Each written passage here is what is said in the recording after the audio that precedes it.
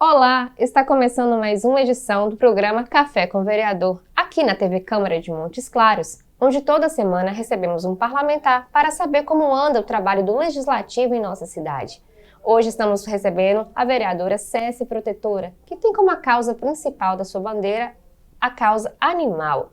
Seja bem-vinda, vereadora. Muito obrigada pelo convite, mais uma vez. Vamos começar então falando de coisa boa. Vamos falar a inauguração do centro de castração. Foi uma espera que eu acho que todo mundo, todo protetor, né, independente e de ONGs, estava aguardando. Sim, foi espera de longa data. Sou protetora há 21 anos e vereadora há um pouco mais de 4. A partir do momento que eu compreendi que a gente precisava de políticas públicas para poder intensificar o trabalho com os nossos animais, a proteção e a garantia de direitos deles, eu comecei a frequentar a Câmara Municipal, a cobrar dos prefeitos, né, que a gente pudesse fazer um centro de castração aqui em nossa cidade. E em 2012 nós começamos, né, eu falo nós porque isso não foi algo apenas meu, foi um trabalho coletivo de todos aqueles que se compadecem, né, com a situação dos animais e que entendem que isso também é um caso de saúde pública. Em 2012 nós começamos a, digamos, pegar mais no pé do Poder Executivo. Tivemos até um projeto arquitetônico apresentado, promessas, né, e promessas de que ia sair do papel, mas apenas no governo de Humberto Souto é que, de fato, a ordem de serviço ela foi dada e, mesmo assim, também demorou muito para ficar concluído. Foram diversas licitações desertas, dificuldade para poder encontrar fornecedores dos materiais. E, graças a Deus, no dia 5 ele foi inaugurado e é motivo de muita comemoração para todos. Ele vai funcionar em qual lugar da cidade? Ele está dentro do Centro de Controle de Zoonoses. Um pedido meu é que hoje a Secretaria de Ambiente, Bem-Estar Animal e Sustentabilidade faça um trabalho em conjunto com a Secretaria de Saúde, já que o Centro de Castração ele faz parte da Secretaria de Saúde, e que também seja criada uma entrada independente para que as pessoas elas não tenham que passar pelo Centro de Controle de Zoonoses, que faça algo que de fato pense no bem-estar dos animais, sem atrelar a castração ao controle de leishmaniose. Esse centro de castração também vai reduzir o número, né, de reprodução de animais na cidade e esperamos que também reduza a violência, os maus tratos, atropelamentos. Sim. Hoje a castração é um dos principais pilares do manejo ético populacional de cães e gatos. E a expectativa é que, de fato, a gente reduza, né, significativamente a quantidade de animais que estão em situação de vulnerabilidade.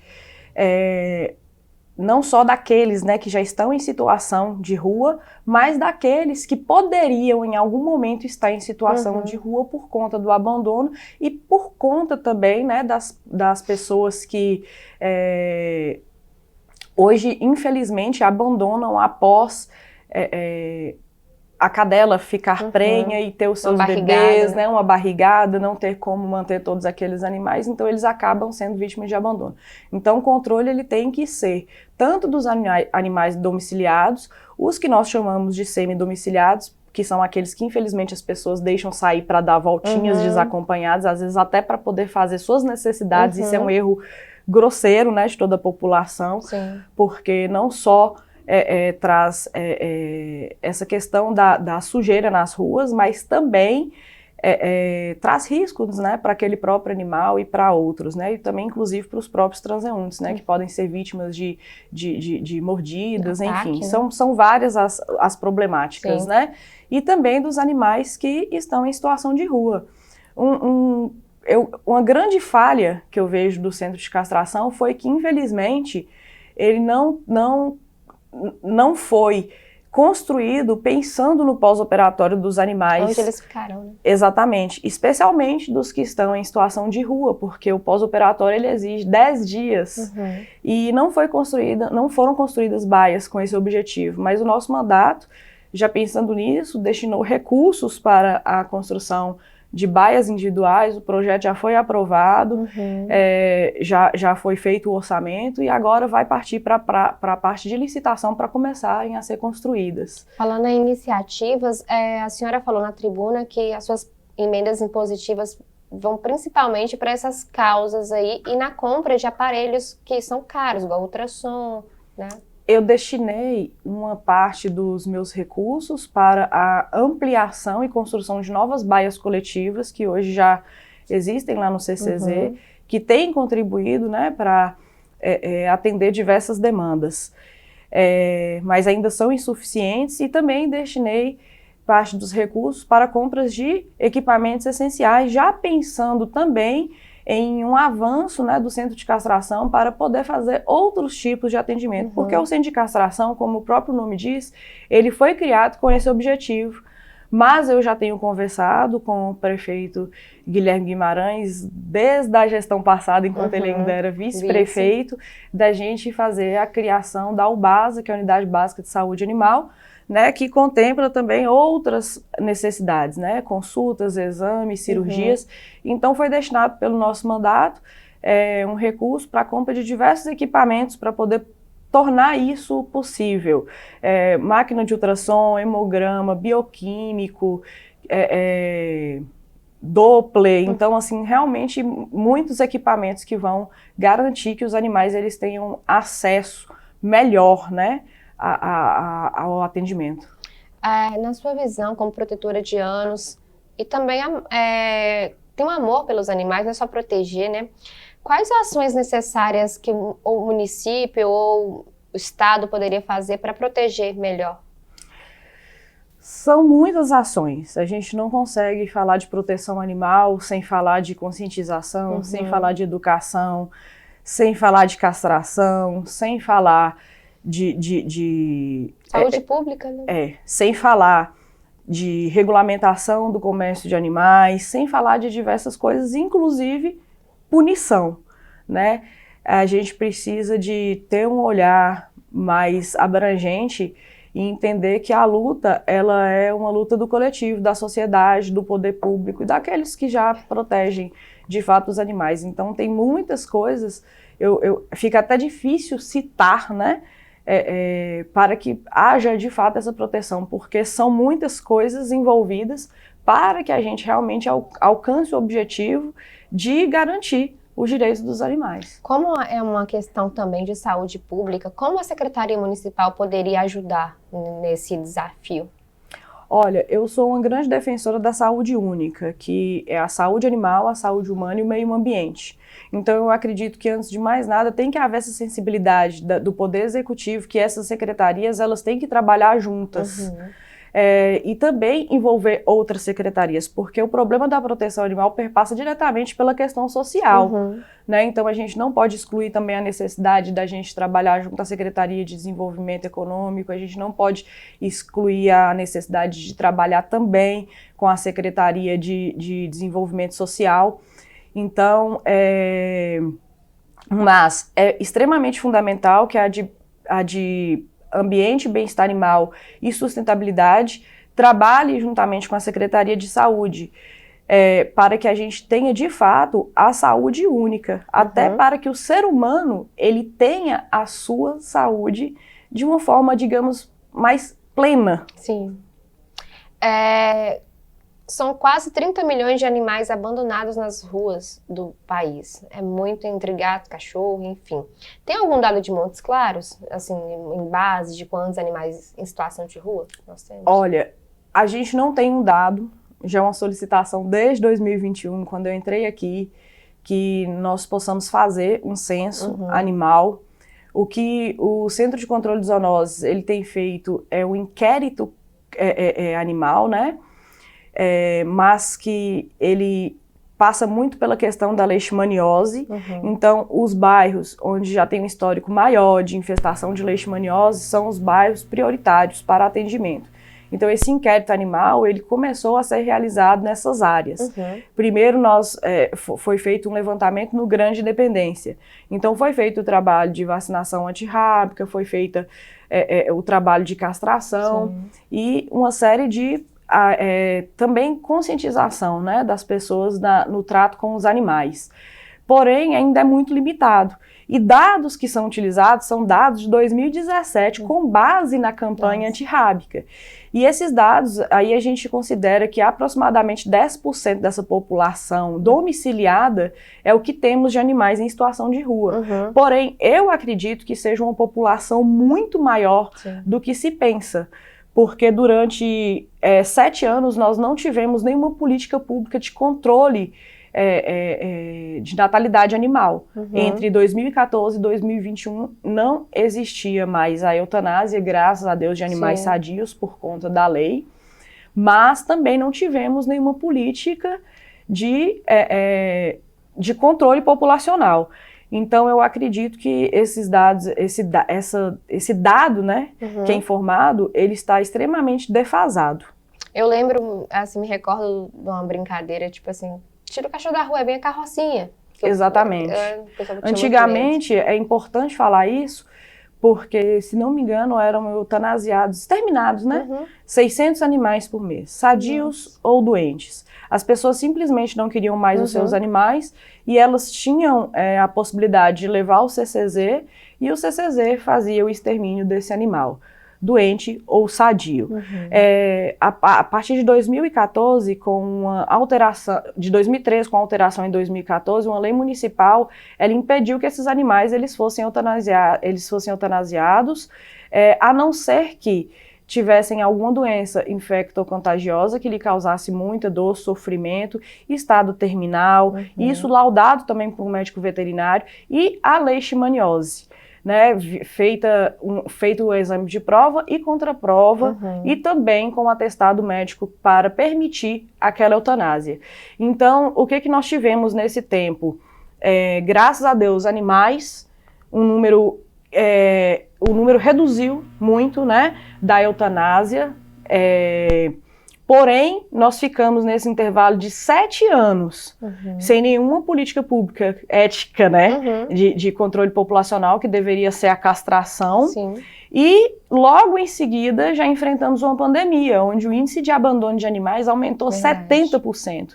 Então, isso que nós estamos vendo aí é o retrato da omissão do poder público, da falta de políticas públicas e de um enfrentamento absurdo que tivemos, né, com a pandemia, das pessoas, infelizmente, abandonando seus animais por perda de renda, por falta de conscientização também, né? Tiveram que mudar de endereço. Agora eu estou morando no apartamento, não cabe meu cachorro. Exatamente.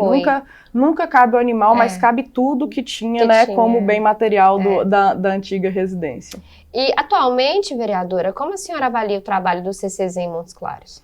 Olha, o trabalho do CCZ ele é muito amplo.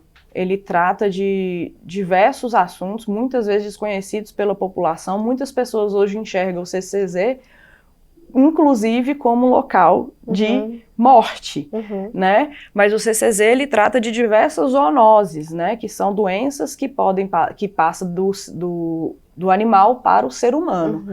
E a leishmaniose é uma delas, mesmo que não diretamente, né? Mas é uma doença que acomete tanto os animais quanto os seres humanos.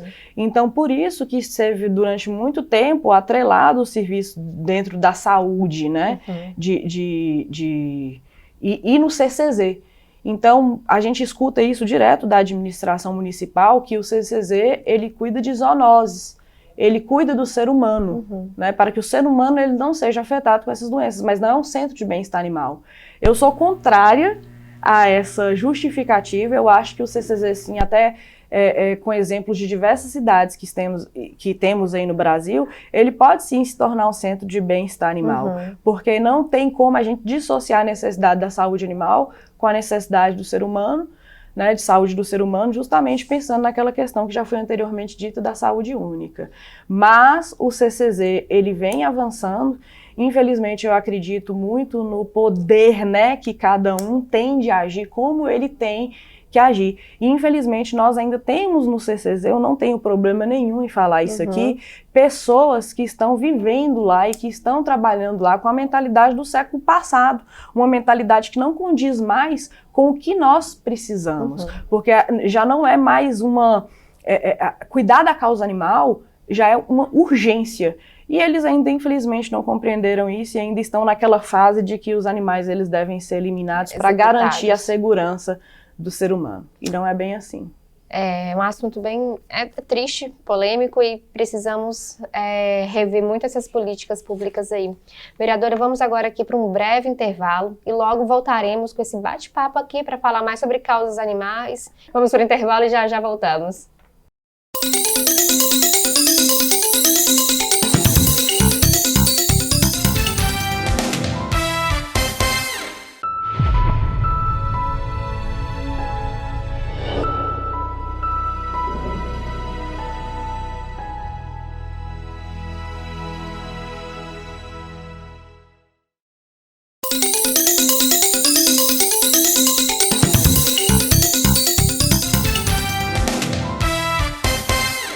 Olá, estamos de volta com o programa Café com Vereador. Hoje estamos recebendo a vereadora Cécia Protetora. No primeiro bloco falamos muito sobre causa animal, sobre a necessidade de políticas públicas voltadas para a causa, sobre saúde pública também.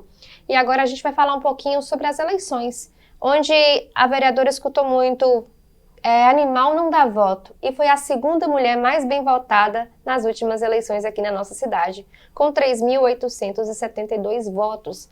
Vereadora, o que a senhora, qual o feito disso aqui? Trabalho, muito trabalho, acreditar na causa, acreditar que é possível a mudança. E foi interessante você falar isso, Antonini, porque eu até falei isso quando eu retornei à Câmara Municipal. Muitas portas foram fechadas para mim quando em 2015 eu decidi candidatar. Cheguei a ser motivo de chacota dentro de alguns partidos falando que animais não votavam. Mas as pessoas, elas de fato não compreendiam a necessidade de cuidar dos animais até então. E em 2016 eu tive uma boa votação por questão partidária, não consegui ser eleita. Em 2020 também tive uma boa votação que me trouxe até aqui, e em 2024 eu tive um aumento de 116% em relação à votação anterior, né? E isso acredito que é reflexo de um trabalho bem desenvolvido, onde as pessoas enxergam a verdade, o compromisso, né, com os animais e também com as pessoas. E isso me deixou extremamente feliz das pessoas perceberem o quão isso é importante. E isso também reflete até mesmo na forma com que o próprio executivo passa a enxergar a causa animal, né?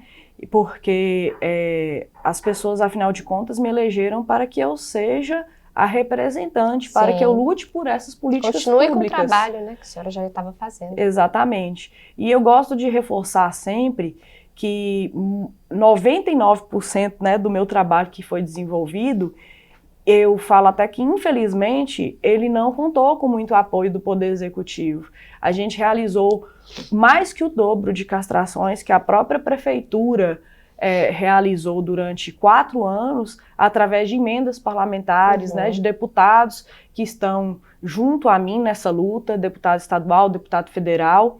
E enquanto isso, a prefeitura foi caminhando... O próprio recurso da senhora mesmo. Exatamente, de emendas impositivas, eu pude ajudar as ONGs, alterei peças orçamentárias muito importantes para que isso fosse possível. Anteriormente não era possível, nenhum vereador tinha se atentado para a necessidade dessas alterações, dessas peças orçamentárias, para que as ONGs elas pudessem começar, para que elas pudessem, né, começar a receber recursos dos próprios vereadores. E foi um trabalho muito árduo, mas que a gente, de fato, viu o resultado através das urnas, né? E da necessidade. Sim. A senhora notou alguma mudança do seu primeiro mandato para cá em relação à mentalidade da população e criação de políticas públicas, esse olhar também do executivo e da própria sociedade para a causa animal? Sim, muito grande. Inclusive, eu falo que meu mandato ele tem sido uma quebra de paradigmas, né, em todos os sentidos. A gente vê essa mudança até no comportamento das empresas privadas, de oferecer ações a preço social, né? Antigamente nós estávamos, eu falo nós, eu me refiro a todos os protetores e pessoas, né, que têm os seus animais e que gostam e que têm o cuidado, né, necessário com eles. A gente, digamos que a gente estava na mão de poucas clínicas, de poucos empreendimentos que infelizmente tinham preços totalmente fora, né, da possibilidade orçamentária da pessoa. E hoje nós já temos ações também a preço social, justamente porque as pessoas começaram a compreender que não é luxo cuidar de animal, é necessidade. Então a gente percebe tantas diferenças, né? A gente teve um acréscimo, uma alteração significativa nas denúncias de maus tratos também, isso possibilitando que a gente comece a ter a possibilidade de termos uma delegacia de bem-estar animal na cidade. Isso já foi sinalizado, né? Aqui em Montes Claros também vai ter uma emenda de um deputado que vai auxiliar a meu pedido a criação dessa delegacia para que os crimes de maus tratos eles sejam de fato investigados, né? E que as pessoas elas sejam devidamente punidas. Porque antes a gente não tinha nem números, ninguém vai criar uma delegacia de bem-estar animal se a gente não tem dados o suficientes estatísticos que comprovem aquela necessidade. Então o meu mandato, ele inclusive colaborou para que nós tivéssemos esse aumento, infelizmente, mas a crueldade ela é real, ela é diária, né? Nesse momento que estamos conversando aqui, a gente sabe que tem dezenas de animais, centenas de animais sofrendo dentro das próprias residências. São dados alarmantes. E as pessoas, elas hoje estão se sentindo mais encorajadas a denunciarem, né? Porque antes existia uma resistência muito grande, ainda existe, mas a gente está fazendo com que as pessoas queiram, de fato, fazer justiça pelos animais. Então a gente vê mudanças em diversas vertentes, sabe? Não apenas da necessidade da política pública, mas também no papel da própria população em ajudar na defesa desses animais. É uma evolução, né? Uma evolução. E quando falamos também de maus tratos animais, além de gato e cachorro, tem cavalo, vaca, né? Em situações precárias, extremas. Animais silvestres, né? A gente tem assim, os animais, eles tem um ditado que fala, né, que a terra tem sido um inferno, né? Não sei se poderia estar falando isso aqui, mas para os animais. E a grande verdade, né? O ser humano, ele tem esse egocentrismo, esse ar de que é soberano, né? De que é superior a todo e qualquer ser e que o ser está aqui para poder servi-lo. E isso é algo muito difícil de mudar, né? Isso é um trabalho de conscientização que vai levar anos, talvez eu nem esteja mais aqui, para a gente conseguir chegar minimamente perto do que a gente necessitava, né? A gente tem que entender que os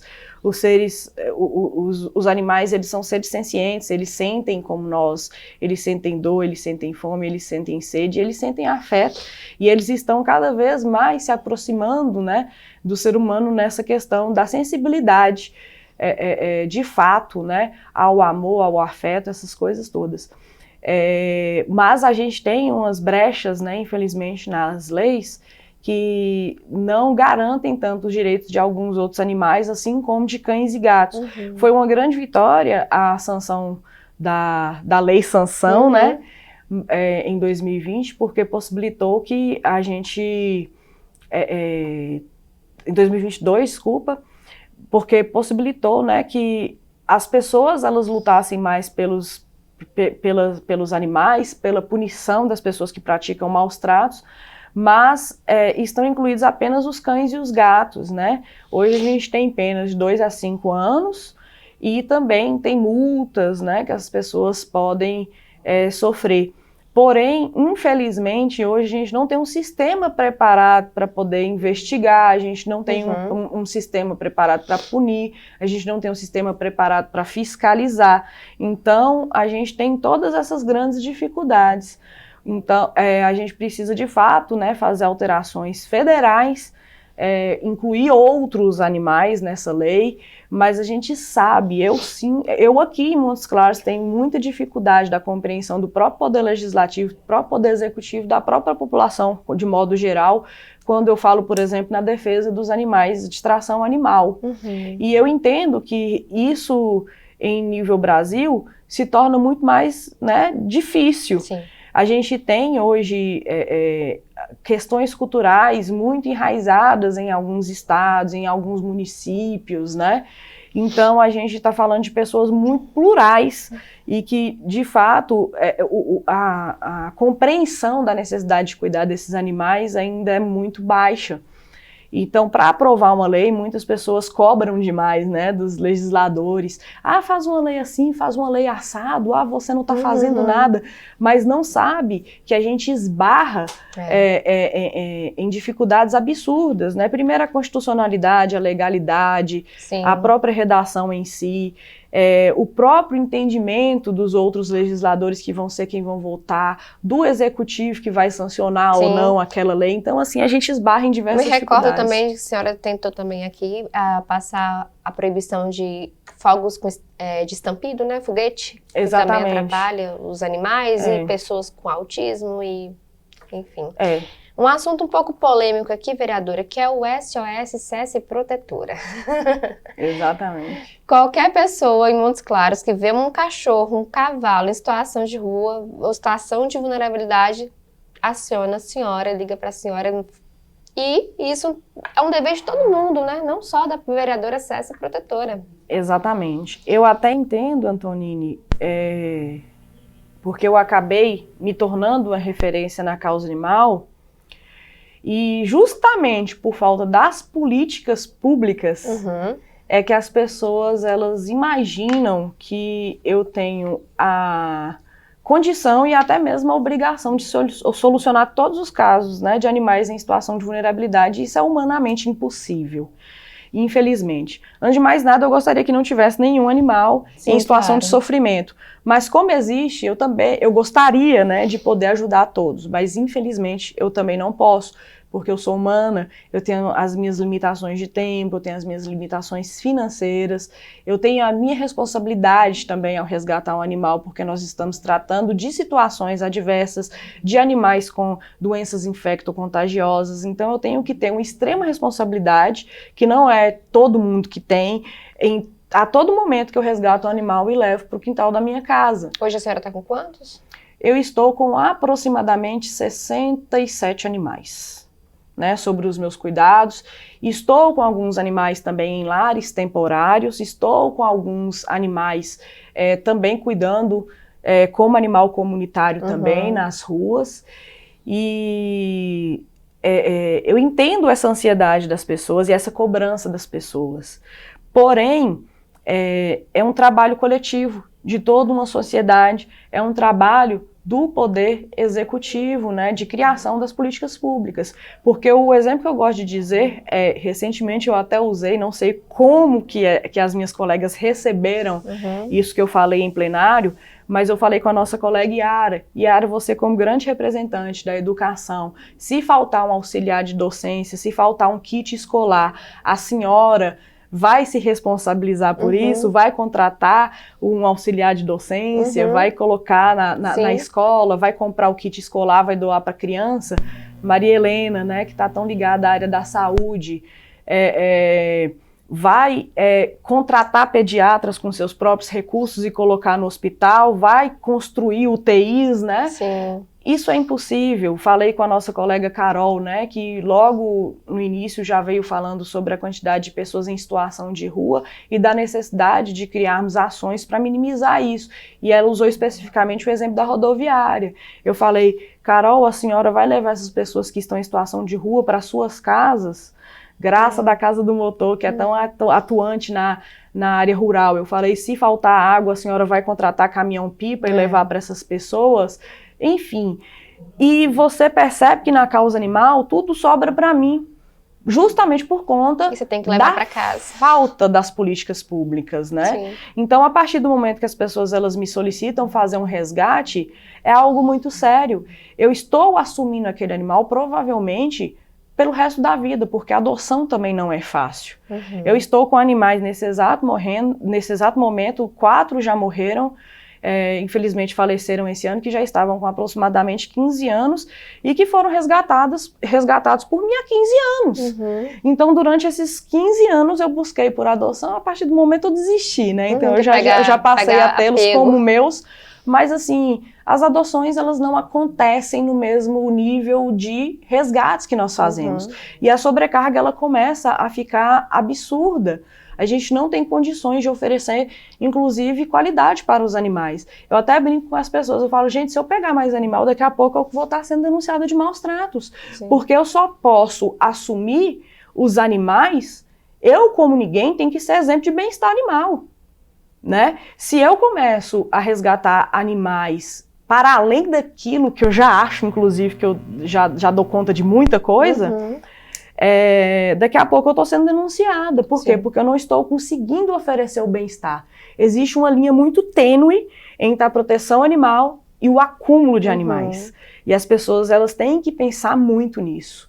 As pessoas, elas, na verdade, Antonini, elas se incomodam em ver o animal naquela situação e elas querem transferir a responsabilidade para outra pessoa. E essa pessoa muitas vezes sou eu ou outro protetor de animais que também já está sobrecarregado. Sim. A pessoa, ela não para minimamente para pensar, poxa vida, peraí, SES já deve estar sobrecarregada, aquela ONG já deve estar sobrecarregada, aquele protetor já deve estar sobrecarregado, o que eu nesse momento posso fazer?